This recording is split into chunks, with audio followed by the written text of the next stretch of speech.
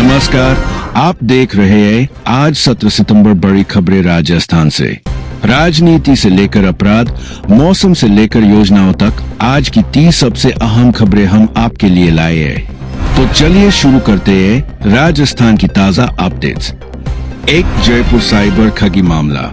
Vidyadhar Nagar police ने 53 वर्षीय शकील अहमद को ₹5.60 करोड़ की साइबर ठगी में गिरफ्तार किया। आरोपी ने फर्जी कंपनी बनाकर कई लोगों से निवेश करवाया और बाद में रकम हड़प ली। पुलिस ने उसकी संपत्तियों और बैंक खातों की जांच शुरू की है ताकि बाकी पीड़ितों को भी न्याय मिल सके। 2 नए चुनाव आयुक्त की नियुक्ति। राजस्थान सरकार ने सेवानिवृत्त IAS अधिकारी राजेश्वर सिंह को नया राज्य निर्वाचन आयुक्त बनाया।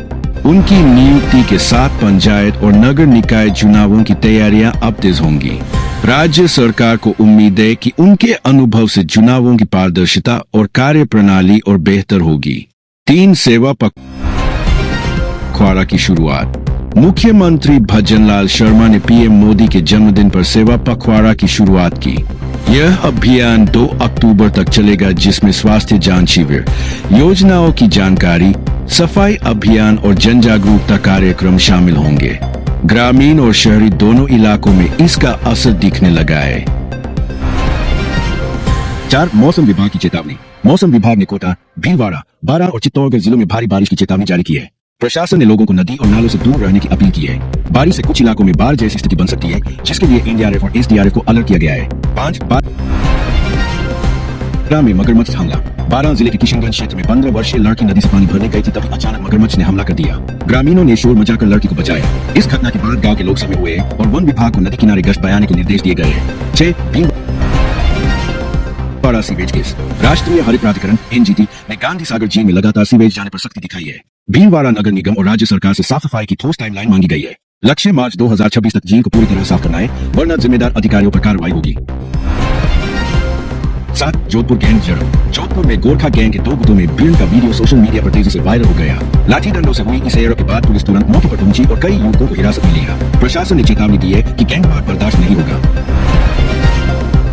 8 प्रतापगढ़ ड्रग फैक्ट्री का भंडाफोड़। प्रतापगढ़ पुलिस ने एक अवैध ड्रग फैक्ट्री पकड़ी जो एफेड्रोन नामक नशे का पाउडर बना रही थी। यहाँ से करीब ₹50 करोड़ का माल बरामद हुआ। पुलिस का कहना है कि इस नेटवर्क के तार अन्य राज्यों तक फैले और जल्द ही बड़े सरगना भी पकड़े जाएंगे। 9 जयपुर में ₹3,700 करोड़ प्रोजेक्ट। NBCC और वीको ने जयपुर में ₹3,700 करोड़ की विकास परियोजनाओं के लिए मुंह पर हस्ताक्षर किए। इनमें राजस्थान मंडपम और कई व्यावसायिक परियोजनाएं शामिल है। सरकार का दावा है कि इनसे हजारों युवाओं को रोजगार मिलेगा और विदेशी निवेश भी आकर्षित होगा। 10 RT दाखिले में देरी। राज्य में RT के तहत बच्चों के दाखिले अब तक पूरे नहीं हो पाए हैं। कई जिलों के अभिभावकों ने शिक्षा विभाग पर लापरवाही का आरोप लगाया है। इससे गरीब बच्चों की पढ़ाई पर असर पड़ रहा है। शिक्षा मंत्री ने कहा है कि अगले हफ्ते तक दाखिला प्रक्रिया पूरी होगी। 11 स्वास्थ्य राज्य की योजनाओं में फर्जी हुआ है। कुछ डॉक्टर और अस्पताल फर्जी मरीजों के नाम पर क्लेम निकाल रहे थे। सरकार ने तुरंत कार्रवाई करते हुए दोषी कर्मचारियों को निलंबित किया और एक स्पेशल कोर्ट टीम कर दी है। 12 नागौर बिजली विवाद। नागौर जिले में बिजली बिल विवाद लंबे समय से चल रहा था। हाई कोर्ट ने उपभोक्ताओं को राहत देते हुए आदेश दिया कि बिल जमा करने पर कनेक्शन तुरंत बहाल किया जाए। किसानों और आम जनता ने कोर्ट के इस फैसले का स्वागत किया है और कंपनी पर लापरवाही का आरोप लगाया। 13 अलवर महिला हत्या। अलवर में एक महिला की संदिग्ध परिस्थितियों में मौत हो गई। आरोप है कि संतान न होने पर ससुराल वालों ने उसे जलाकर मार डाला। पुलिस ने ससुराल के 4 लोगों पर केस दर्ज किया है। महिला संगठनों ने इसे शर्मनाक घटना बताते हुए कड़ी कार्रवाई की मांग की है। 14 सीकर हनी ट्रैप गिरोह। सीकर पुलिस ने फेसबुक पर फर्जी दोस्ती कर ब्लैकमेल करने वाले गिरोह का पर्दाफाश किया।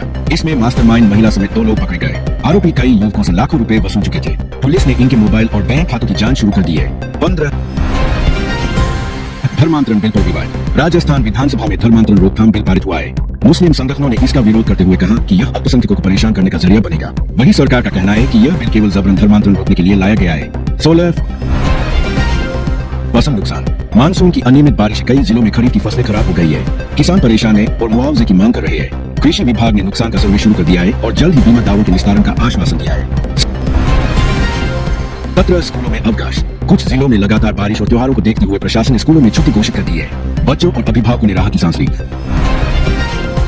हालांकि पढ़ाई में थोड़ा व्यवधान जरूर हुआ है। 18 सेवा कैंप का आयोजन।